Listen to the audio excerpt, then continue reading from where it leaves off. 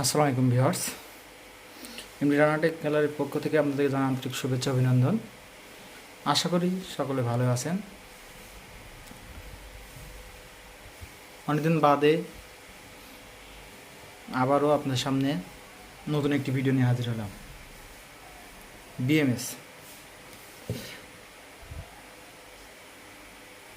3.7 ভোল্টের পেন্সিল ব্যাটারিগুলো দীর্ঘস্থায়ী ব্যবহার করার জন্য আমরা সাধারণত বিএমএস ব্যবহার করি। এটি একটি 12 ভোল্টের 3 সেলের 45 অ্যাম্পিয়ারের একটি বিএমএস। আজ আমরা বিএমএস দিয়ে একটি ব্যাটারি প্যাক তৈরি করে আপনাদেরকে দেখাবো। চলুন দেখে আসি কিভাবে তৈরি করতে হয়।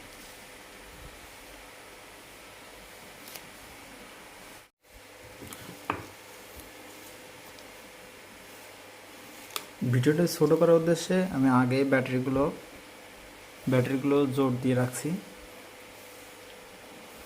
চলুন এটি সেট করতে কীভাবে আপনাদের দেখাই। আমরা প্রথমে ব্যাটারি প্লাস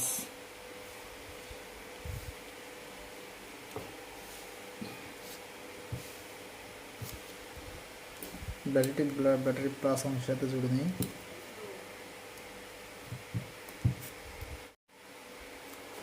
আমাদের ব্যাটারি প্যাকটি তৈরি করা কমপ্লিট। চলুন দেখে আসি এর কানেকশনগুলো। প্রথমে আমরা কানেকশন দিই ব্যাটারি প্লাস বি প্লাস, এই যে ব্যাটারি প্লাস অংশে। তারপরে ব্যাটারি B2,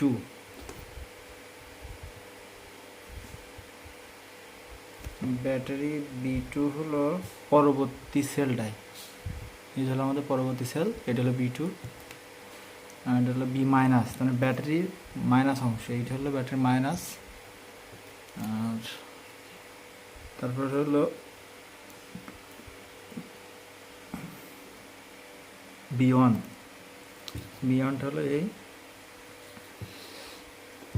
এখন আমাদের ব্যাটারিতে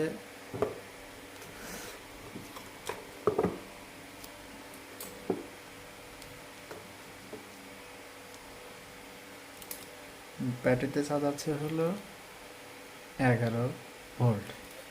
11 ভোল্ট একটু বেশি আছে, কিন্তু আমার মিটারটা 11 ভোল্ট বেশি পয়েন্টগুলো শো করে না। বিএমএসের দিয়েও আমরা 11 ভোল্ট পাচ্ছি। আমাদের বিএমএসটি তৈরি করা কমপ্লিট।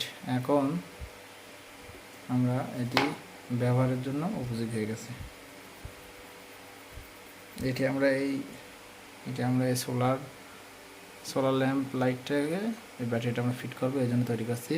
পরবর্তী ভিডিওটি সোলার ল্যাম্পের সাথে কিভাবে বিএমএস দিয়ে ব্যাটারি ব্যাক তৈরি করলাম ওইটা ওতে সেট করবো, তা আপনাদের দেখাবো ইনশাআল্লাহ। সবাই ভালো থাকুন। ভিডিওটি সম্পূর্ণ দেখার জন্য আপনাদের সবাইকে ধন্যবাদ।